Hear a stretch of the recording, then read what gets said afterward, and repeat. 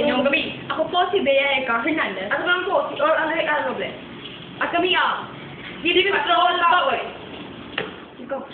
At mga pinag-malagay sa sa mga nagbabagang balita, kararating pa lamang ng balita ito. Dahil sa init, hindi ko mahawakan. Ano nga pala yan? Hindi pala yun. Sadila, intermission. Sorry for the gift lang po. Makakapanayan po natin si Miss Larry after sa nangyari kanina.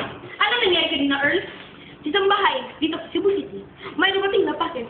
At ito ang nalalaman ng bag, shampoo, at iba pa. At nagasya ng mga tao dito sa bahay. Sige, alright, makakapanayan po natin si Miss Larry sa mga kaganap. Go, go, go, go, go, go, go, go, go, go, go. Miss Larry, ano sasabi mo sa kaganapan kanina? Yun lang ang kanya nasabi dahil napaka-hirap ma-explain yung kaganapan kanina. At ngayon naman, ipapasa ko sa aking partner kung anong nangyari kanina lab. Bagong karating na balik ka naman dito. Kasi Kandaw ay may didate sa iba. Sino? Sino? Sa likod ng stand ito, nalalaman ang babaeng controversial. Tago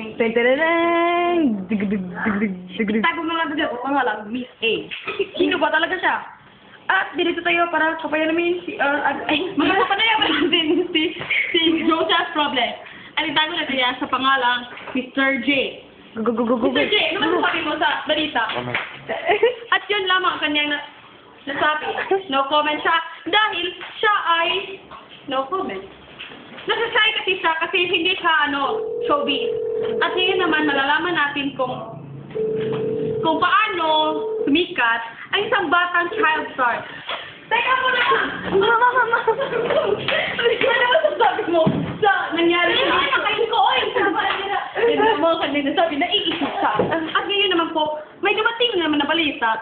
Ayon sa balita ito, si Paulo Antonio ay inoperahan. Ano? Ano sa tenga? Alam mo kung bakit? Nag-donate siya ng tenga sa isang batang maliit. Ano masasabi mo sa balita niyon? Ang masasabi ko lang, mabuti yan sa kanya para gumawa siya ng matindi. Ano matindi? Matinding-matindi. Okay. At ngayon naman ay babalik tayo sa ilang papalasar.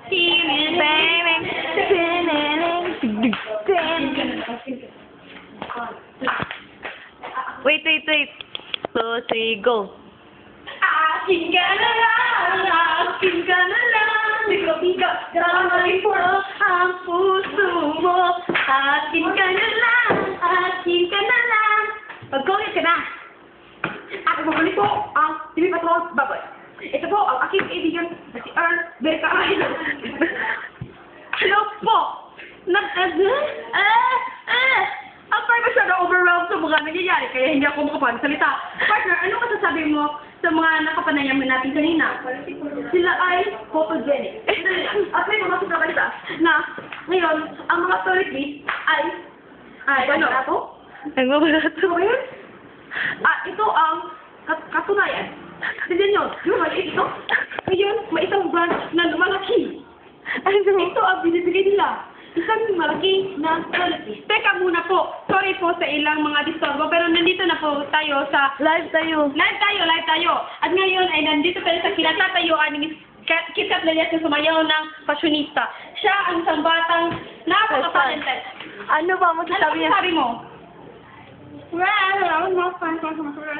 Pasensya na po at siya ay nabibilo sa mga pamilyang ngoho. At ngayon naman po ay malalaman natin kung ano ang kinahihiligan ni Mr. Carl Joseph L. Robles. Ipagkita nga natin sa kanila kung ano tinitingnan niya. Sir, ano po yan?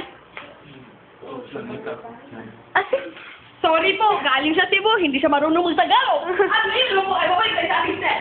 Ay, mamaya na, may karating na balita na may mga MLF na nakikipaglalab. Hindi, ang ibig na sabihin po, MILF.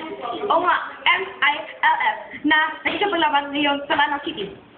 At dito po tayo live sa Pulabugan kung saan sumili na nga mga... Ano ba to? Sorry po. Sundalo. Hindi po, nagdilok lamang siya. Hindi niya alam ang kanyang ginagawa. Hindi niya. Nandito nga po tayo live na live tayo dito sa Pulabugan City kung saan nitilahan ng mga bogan. At